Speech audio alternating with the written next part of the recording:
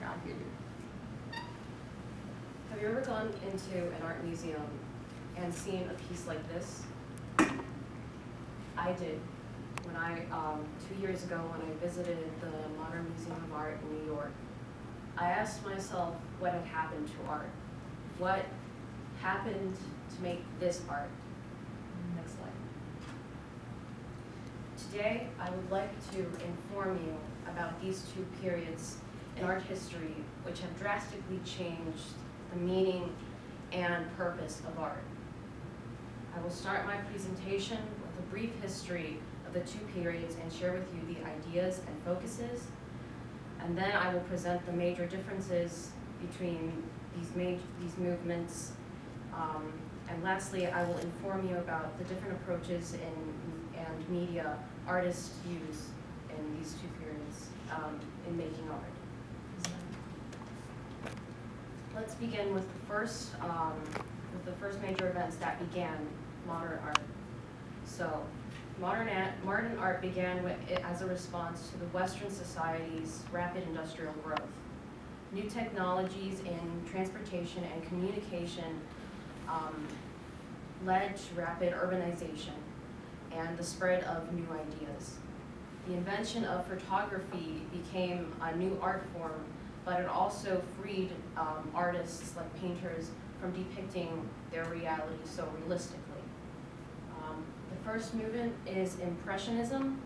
It started in 1872 and went on until 1892. These two paintings are by the most famous Impressionists, Claude Monet. This is a study of a cathedral during different times of the day. What Impressionists wanted to do was depict their reality differently, like I stated before.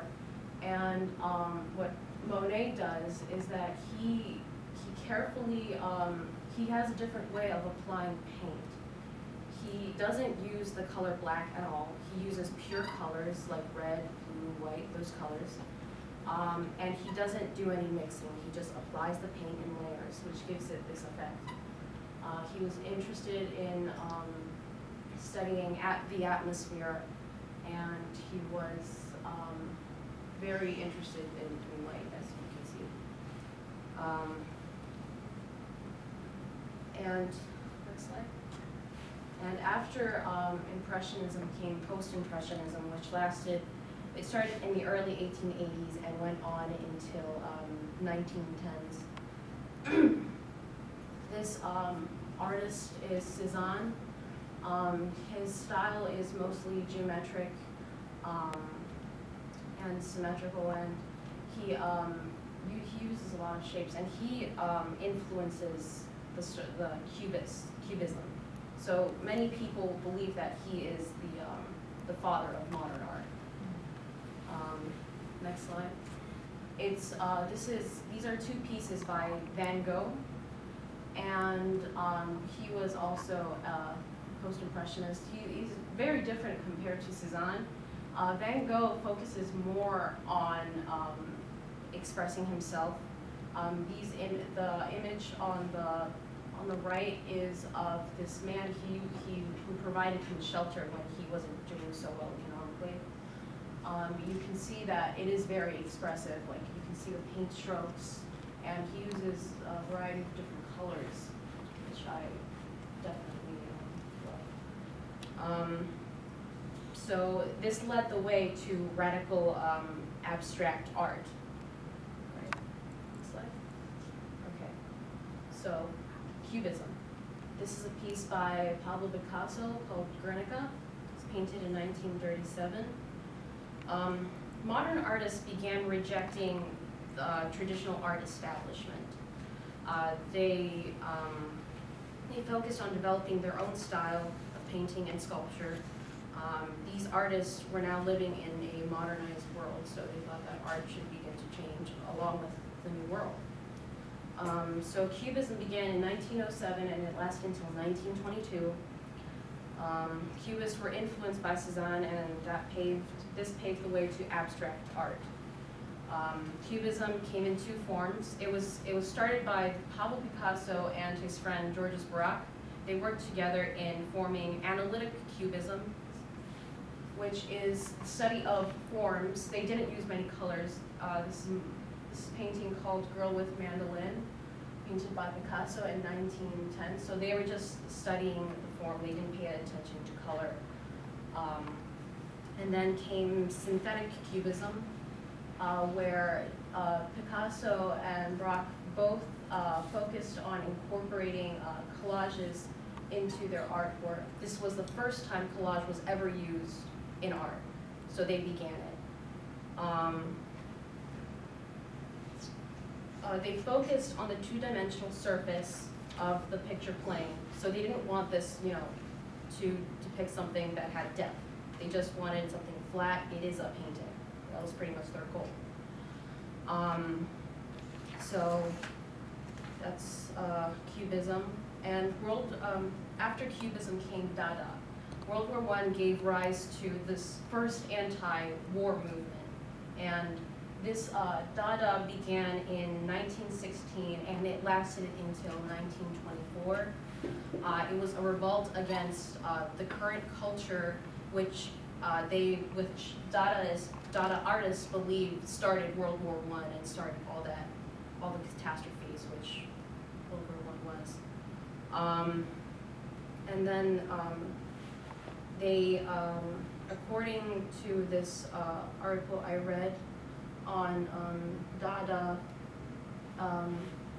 it was aimed to blur the boundaries between high and low culture. The main artists of the Dada movement were Marcel Duchamp, as that's his urinal, and also Man Ray. Marcel Duchamp was a very interesting Dada artist. This is a ready-made, and what the concept of ready-made was that anything the artist, any object could be art, and this is a urinal that he used to say that. So this later influenced conceptual art, which I will talk about later when I talk about contemporary art. So then after Dada came the movement Surrealism. Surrealism lasted from 1924 until 1966. This is a painting by Salvador Dali, the most famous surrealist, I believe, and Rene Magritte was also a part of this movement. So this movement started off of an idea, what was it called? By Freud released a book. He was a psychologist. He released a book called Interpretations of a Dream, I believe that's what it was called. But basically, this book pretty much inspired artists to stop, to more focus on their subconscious and dreams,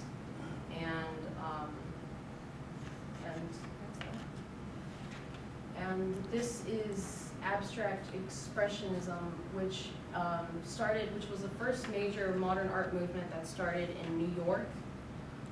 It began after World War II, and the major artists were Jackson Pollock and Francis Klein, I believe that's what his name was. They completely removed themselves from depicting pictures. So what their focus was on expressing themselves through the application of different paints. Like Pollock didn't just use acrylic paint, but he used house paint, he used dirt, he just did whatever he wanted with his canvases.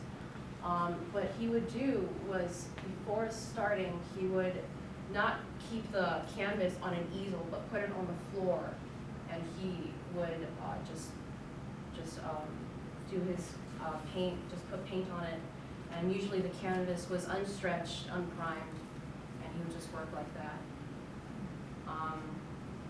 Then after this movement came pop art, which was in the 60s. The most notable artist is Andy Warhol. This is Marilyn Diptyque. He made this screen print right after she died to celebrate her. What pop art was a movement to get all those images back.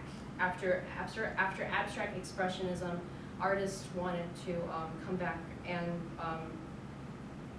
show images that normal people would see, like the soup cans and just products people would use and know about before looking at the artwork. And after actually their main focus was just on well-known people in the culture that they were living in, which was in America. So it ended in the late 60s. This is another artist, Troy Lichtenstein.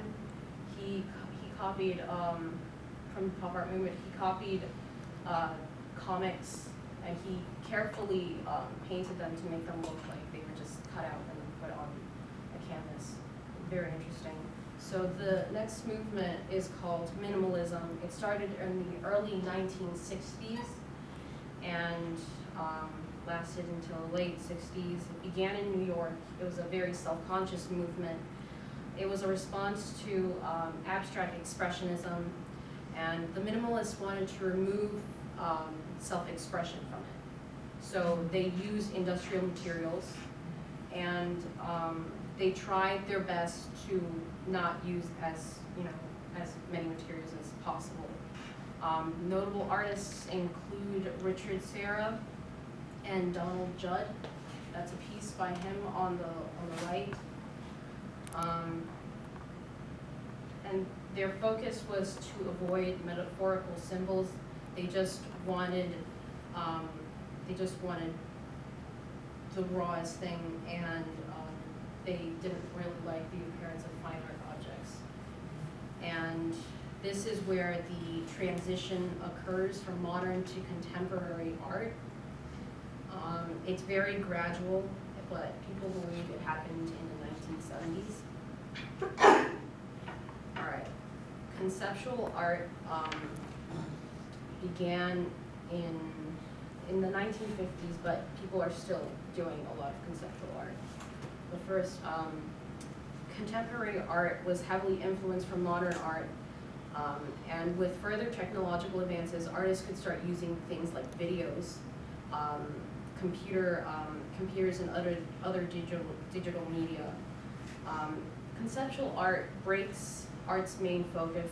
Artists like Marcel Duchamp's ready-mades and minimalism were things that inspired conceptual art. Their main focus was the idea behind the piece. This is a piece by Joseph Kosuth, One and Three Chairs. So he presents the idea on the very right. It's a dictionary definition of a chair. Then he presents a photograph of the chair and the actual chair. So they used, like minimalists, they wanted to use less material. Okay, and after conceptual art came performance art, which began in the 1900s, but didn't really become a movement until the 1960s, along with the second wave of feminism. Many female artists thought that this was their chance because it wasn't really explored as a movement to come out and to present their ideas on feminism and society.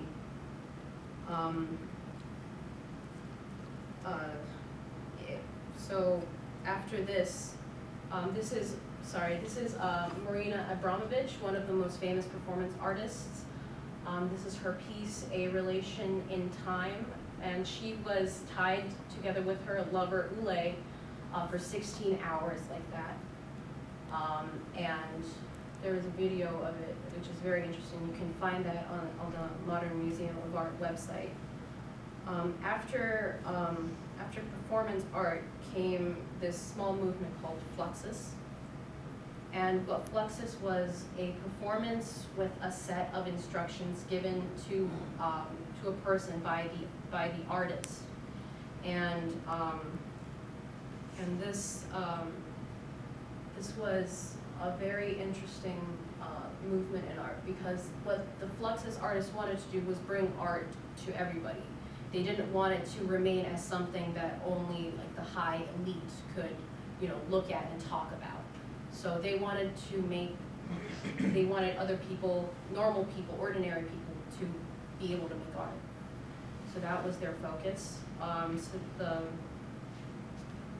This is by Ben Vautier, Total Art Matchbox from Flux Yearbooks 2. I got that image from the Modern Museum of Art and Collections.